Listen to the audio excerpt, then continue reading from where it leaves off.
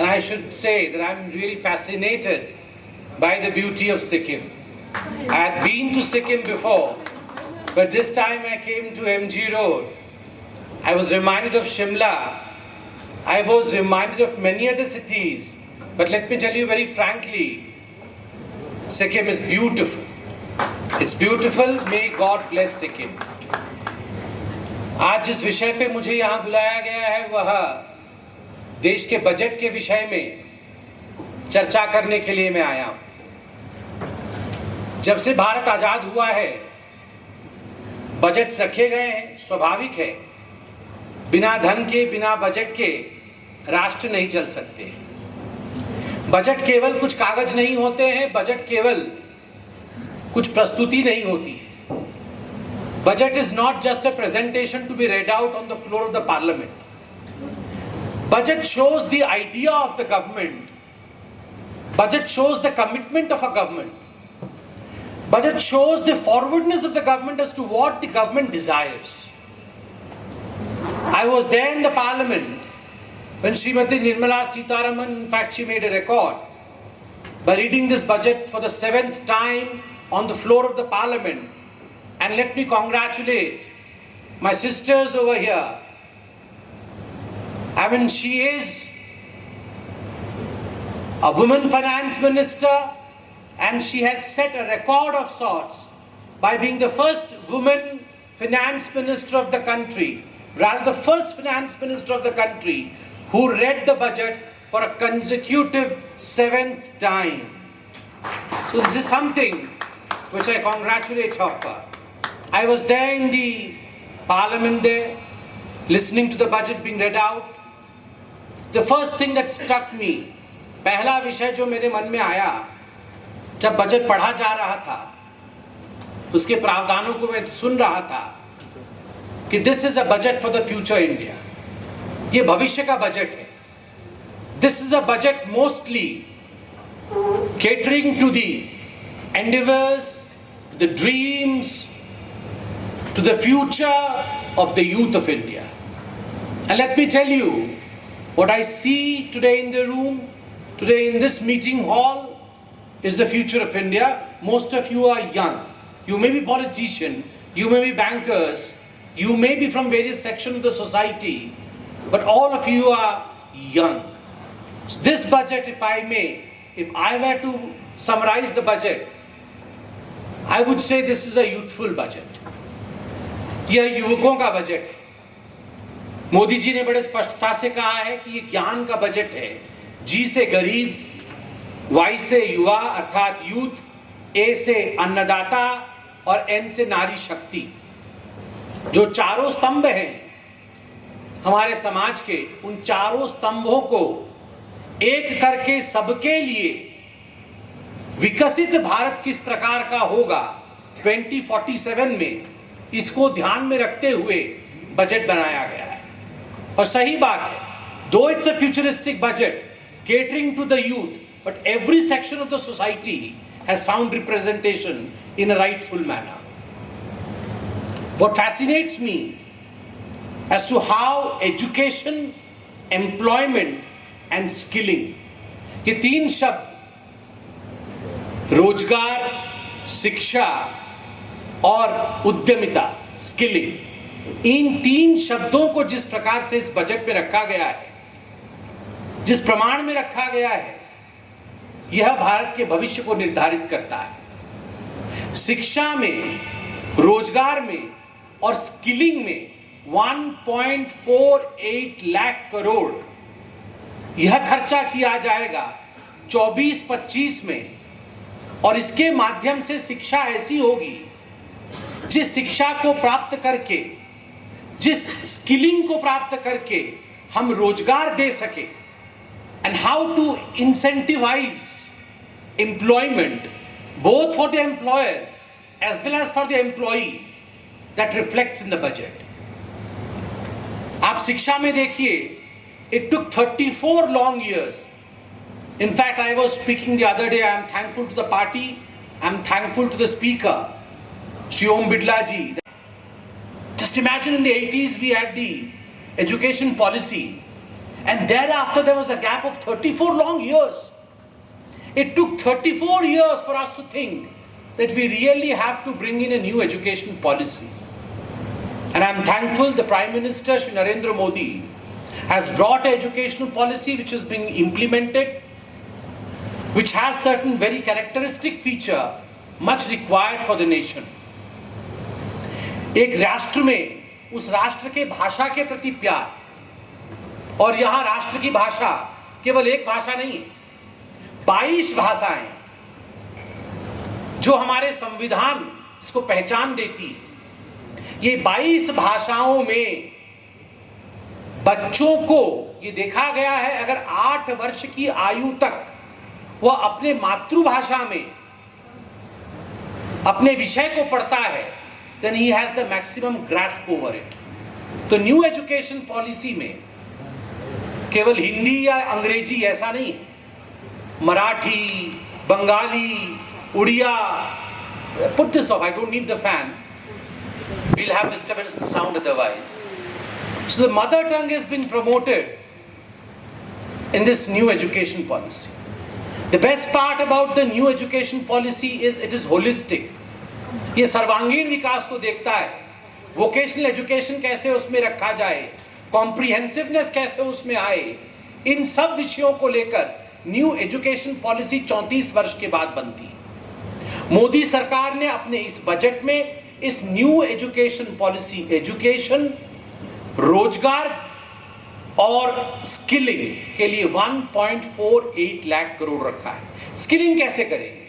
Skilling के लिए 1000 ITIs को खड़ा किया जाएगा कि 1000 ITI जो राज्यों में है वो लगभग 20 लाख युवकों को स्किलिंग करेंगे।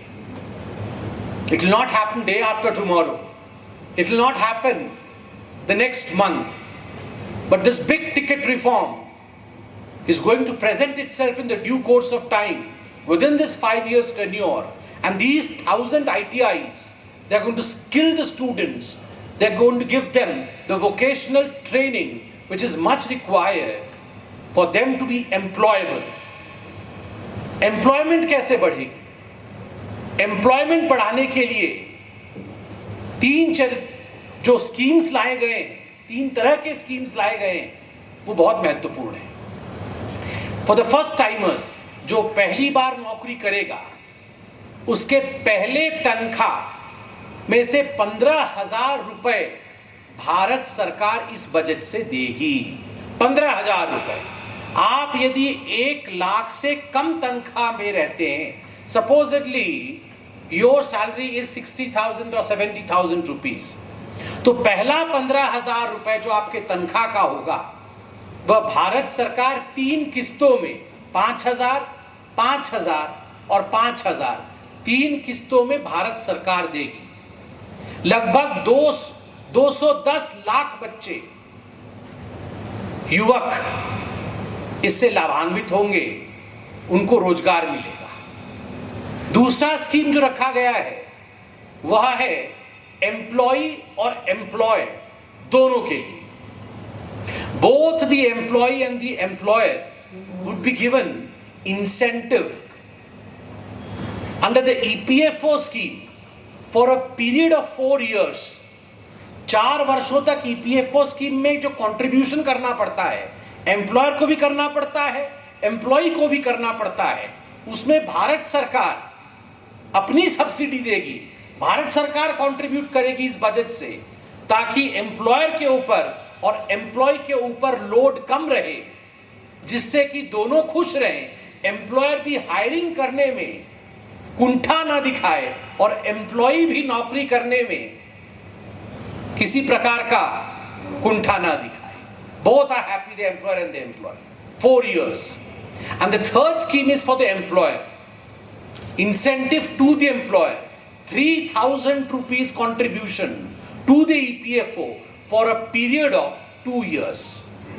इन तीनों स्कीम्स को मिला करके, शिक्षा को मिला करके और उसके बाद स्किलिंग को मिला करके 2 लाख करोड़ रुपए लगभग खर्च होंगे। 1.48 प्लस अदर्स ये सब मिलाकर के लगभग 2 लाख करोड़ रुपए 5 वर्षों में भारत सरकार खर्च करेगी और लाभान्वित होंगे लगभग 4 करोड़ 10 लाख बच्चे। 4.1 crore students would be benefited by this scheme, which invests 2 lakh crore rupees for employment generation, for skilling and for education in the coming 5 years. इस कारण से मैं कहता हूं कि सबसे बड़ा प्रावधान जो इस बजट में है वो एम्प्लॉयमेंट के लिए है, अपॉर्चुनिटी के लिए है और वो युवाओं के लिए है। दूसरा महत्वपूर्ण विषय है जो इस बजट में मेरे लिए मुझे लगता है बहुत महत्वपूर्ण है। मुझे लगता है कि एनी बजट से it's very easy to read out the budget, to give promises, but the promises that you make within the budget, the commitment that you make within the budget has to be within the frameworks of fiscal discipline. अगर अनुशासन नहीं रहेगा, fiscal discipline नहीं रहेगा तो budget कोई काम का नहीं है। आमदनी अठन्नी, खर्चा रुपया, ये हमारे कहावत है। आमदनी अठन्नी, खर्चा रुपया, तो फिर खर्चा करते रहिएगा, चादर से अधिक आपका पैर पसर जाएगा। If you earn less and spend more, if you commit more and you have no sources of generating revenue, then it's but natural that you are not going to fulfill your commitment. The best part about this budget is that it is well within the boundaries of fiscal prudence, of fiscal discipline. एक राष्ट्र कितना कमाता है और वह देश कितना खर्च करता है, उन दोनों के बीच जो फर्क होता है अगर उसको परसेंटेज के हिसाब से निकाला जाए तो उसको फिस्कल डेफिसिट कहते हैं। बोरोइंग करना पड़ता है। सपोज आप 50 रुपए कमाते हैं, 100 रुपए खर्च कर देते हैं, तो जो बीच का 50 रुपए है आपको किसी और देश से मांगना पड़ेगा, आपको अपने नेबर से मांगना पड़ेगा कि भैया 50 रुपए दो, मेरे घर में 100 रुपए खर्च हो गए हैं, मेरे पास है नहीं। This fiscal deficit, you would be astonished, you know the fiscal deficit in India and all countries worldwide, in fact, because of the pandemic called COVID, had skyrocketed. हमारी भी fiscal deficit 21-22 में 9.2% थी. It was a whooping 9.2%, and remember that time the Honorable Finance Minister Nirmala Sitharaman had said that I will try to bring this down to 4.5%. That's the aim of our country, to bring down the fiscal deficit to 4.5%. And I was really astonished the way she announced that day. I'm thankful to her and to Modi ji that despite Corona, despite the high fiscal deficit of 9.2% that we saw about a couple of years ago, now the fiscal deficit is only 4.9%. We are well within the path to reach the fiscal deficit that was promised, that is 4.2%. हम 4.2% में लाके fiscal deficit को खड़ा करेंगे, अर्थात जो fiscal prudence हमने promise किया था, जो डिसिप्लिन हमने प्रॉमिस किया था, वो प्रॉमिस पूरा करके दिखाएंगे। ये बहुत बड़ी अचीवमेंट है, ये छोटा विषय नहीं है। सब कुछ देना और डिसिप्लिन बना के रखना, मुफ्त दे देंगे, मुफ्त दे देंगे, मुफ्त दे देंगे, बोलना तो बहुत आसान है, मगर जेब में होना भी चाहिए। जेब में है नहीं, सब दे देंगे, ये कहना बहुत आसान है, मगर ये मोदी जी ने करके दिखाया, इसके लिए मोदी जी को बहुत बहुत धन्यवाद। दूसरा विषय जो मुझे लगता है बजट में, मैं एक युवा हूं, मैं अपने आप को युवा कह सकता हूं ना, अभी चश्मा लगा के पढ़ूंगा थोड़ी देर में, मगर युवा अपने आप को कह सकता हूं, क्योंकि ऑन अ लाइटर नोट, बुरा मत मानिएगा, मेरे लिए बहुत अच्छी बात है। जब तक राहुल जी अपने आप को युवा कहेंगे, मैं 5 साल छोटा हूं उनसे, तब तक मैं भी अपने आप को युवा कहूंगा, इसलिए वो मुझे लगता है हमेशा अपने आप को युवा कहेंगे, मैं भी युवा कहूंगा अपने आप को, ये हमारे लिए फायदा है। तो इसलिए मैं एक युवक हूं, तो मैं एक बजट का उस पोर्शन को जरूर देखता हूं कि कैपेक्स स्पेंड क्या है। बजट में कितना कैपिटल एक्सपेंडिचर इंफ्रास्ट्रक्चर के लिए कर रही है सरकार। क्यों यह महत्वपूर्ण क्यों है? How much does a government spend on the infra projects, the capex, the capital expenditure? Why is it important? It is important because it is sustainable growth. This capex gives you sustainable growth. This capex gives you credibility.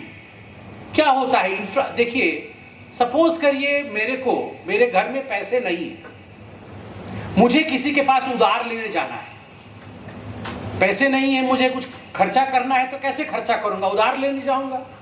मैं उधार लेने जाऊंगा D R Thapa जी के पास और कहूंगा, थापा जी आज मेरे घर में एक पार्टी है, आज मैंने पार्टी रखी है, बहुत तरह के पकवान बनेंगे, घर में पैसे नहीं है, आप कुछ पैसे देंगे? पकवान बनने हैं, बलून लगने हैं, रसमलाई आएगा, नए कपड़े भी पहनने हैं। तो थापा जी बोलेंगे, अरे तुम्हारे पास पैसे नहीं है तो ये सब करो मत ना, मजे क्यों करते हो, मत करो, लो तुम दोस्त हो, फिर तुमको थोड़ा सा देता हूं, जाओ। मगर अगर मैं थापा जी के पास जाके बोलूंगा, थापा जी देखिए मेरे पास पैसे नहीं है, मगर गरीब लोगों के लिए मुझे अस्पताल बनाना है, 2 मरीज मेरे पास आए हैं, उनके पास पैसे नहीं है, मुझे उनकी चिकित्सा करनी है। तो थापा जी बोलेंगे, अच्छा ये तो बड़ा अच्छा आदमी है, पैसे नहीं है फिर भी दूसरों की मदद करना चाहता है, कितना चाहिए? तो मैं बोलूँगा 50,000 रुपये दे देंगे तो 2 लोगों का अच्छा हो जाएगा। तो थापा जी बोलेंगे, अरे 50,000 रुपये छोड़ो, तुम ये 1 लाख रुपए लो और जाओ 5 लोगों की और मदद करो। देंगे ना? दे देंगे। तो ये होता है डिफरेंस। जब आप इंफ्रास्ट्रक्चर बनाते हैं, हॉस्पिटल बनाते हैं, बड़ी बड़ी सड़कें बनाते हैं, पुल बनाते हैं, जब आप स्कूल्स बनाते हैं, कॉलेजेस बनाते हैं और उस पे आप स्पेंडिंग करते हैं, तो पूरा विश्व आपके पीछे खड़ा होता है, बनाइए, हम आपको मदद करेंगे। वर्ल्ड बैंक बोलती है हम आपको मदद करेंगे, और इस देश की क्रेडिबिलिटी बनती है कि यह देश अपने देश के पिछड़ों के लिए तत्पर है, उनके लिए काम कर रहा है। और हाँ, ये कॉलेज बनाएंगे, कॉलेज बनाने के बाद बच्चे पढ़ेंगे तो बच्चे एम्प्लॉय बनेंगे तो पैसा आएगा। ये ब्रिज बनाएंगे, ये अच्छे रोड बनाएंगे तो सिक्किम में टूरिज्म बढ़ जाएगा तो पैसा आएगा तो ये मेरा पैसा चुकाएंगे, तो वो पैसा देंगे भी। और अगर बर्थडे पार्टी मनाएंगे तो पैसा चुका नहीं पाएंगे। ये जो मुफ्त की रेवड़ियां बांटते हैं, जो पॉलिटिकल पार्टी कहते हैं बिजली मुफ्त, ये मुफ्त, वो मुफ्त, सारा कुछ मुफ्त, फ्री, तो पॉकेट खाली, कुछ नहीं होने वाला है, credibility down.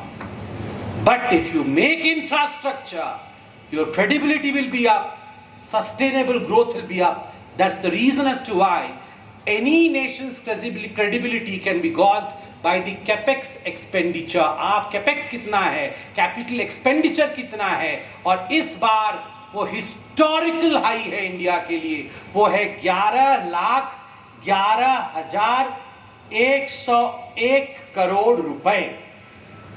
This time the capex that India's budget has allotted for infra development is a record 11 crore 11,111 rupees.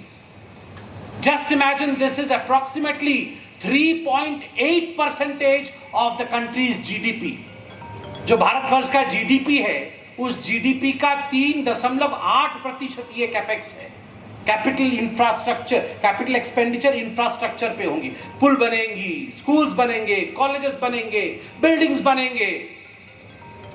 आप कंपेयर करिए, आज से 10 वर्ष पहले 2013 और 14 के बजट में this capital expenditure on infrastructure was 2,57,641 only. 2,57,641 only. So now it has been quadrupled. 4 गुना बढ़ गया है. 10 वर्षों में मोदी जी की सरकार ने, एनडीए की सरकार ने इसे 10 गुना बढ़ाया है. 10 टाइम, 4 टाइम्स बढ़ाया है. I'm sorry, quadrupled. 4 टाइम्स बढ़ाया है. 2 से लगभग 12 हो गया है. इतना बढ़ गया है. That time it was 2.8% of the GDP. This time it is 3.8% of the GDP. That's how the capex expenditure has gone up. Friends, as far as youth is concerned, one more scheme which I had left behind, I thought I'll add in the due course, and a very important one at that, is promotion of internship. लगभग 1 करोड़ से अधिक युवाओं को 500 भारत की बड़ी कंपनियों में 1 वर्ष के लिए इंटर्नशिप करने का मौका मिलेगा. इससे क्या होगा? इससे नंबर 1 जो युवा है वो 500 बड़ी कंपनी जो होंगी उन पे जाके अपना एक्सपोजर बढ़ा सकता है. He will know the work scenario of these 500 big companies. Secondly, he will have something to add to his CV. There will be value addition in his curriculum vitae. अपने CV में value addition करेगा. Thirdly, he will get some money in the hand. 5,000 rupees would be given to him during the internship. और 6,000 rupees internship शुरू होते समय दिया जाएगा. One time 6,000 rupees and 5,000 rupees monthly would be given during the internship.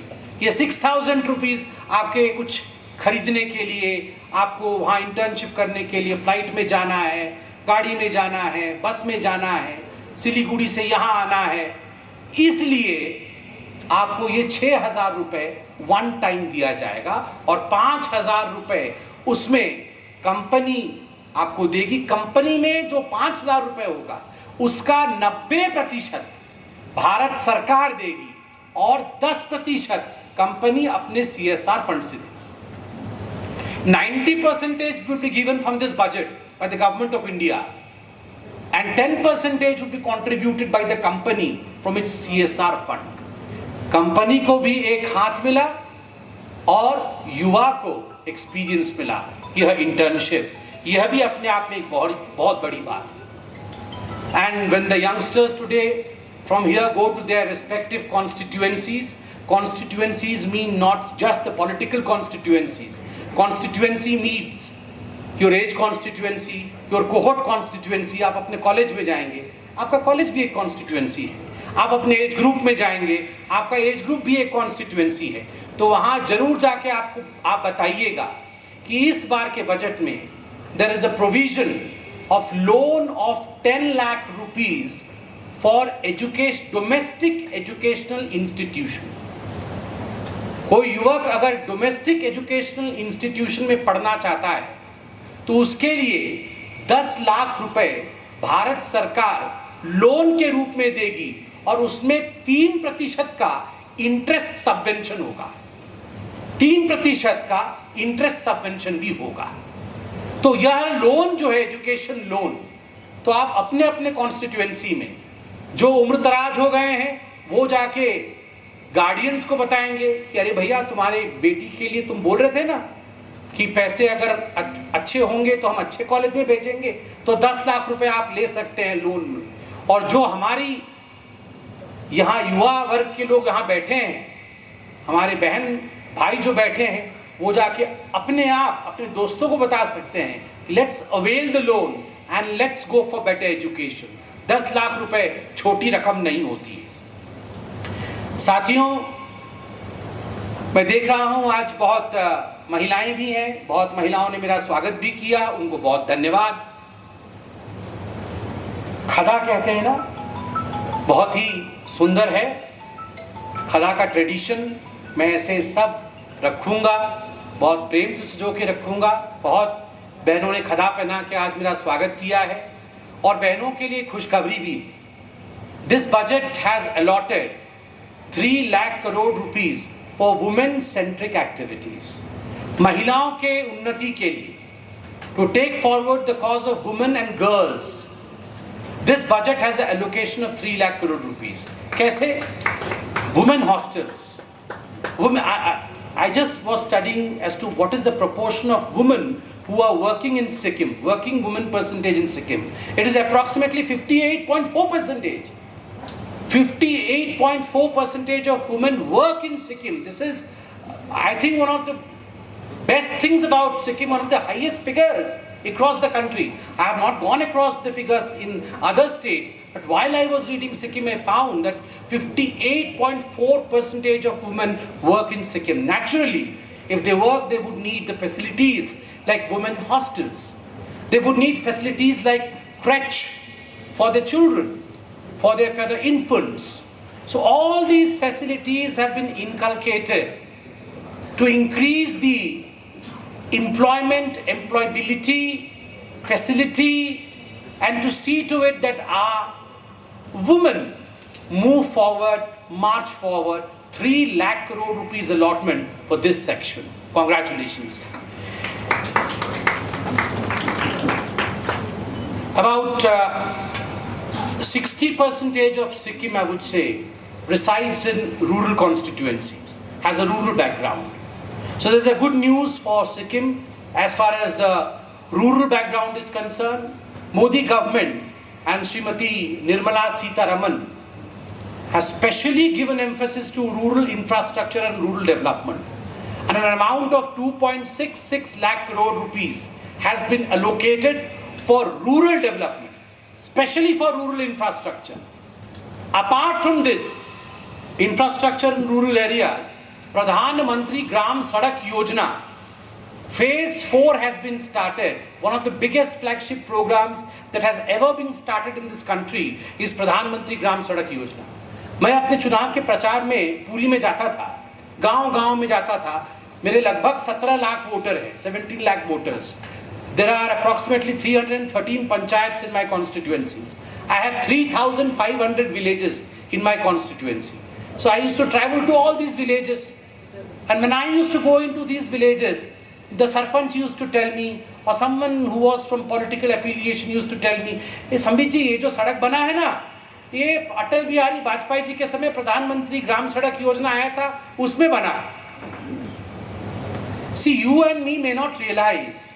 Of course, you realize the importance of road, because when I came from Siliguri today, from Bagdogra, they told me that आज ही खुला है ये सड़क.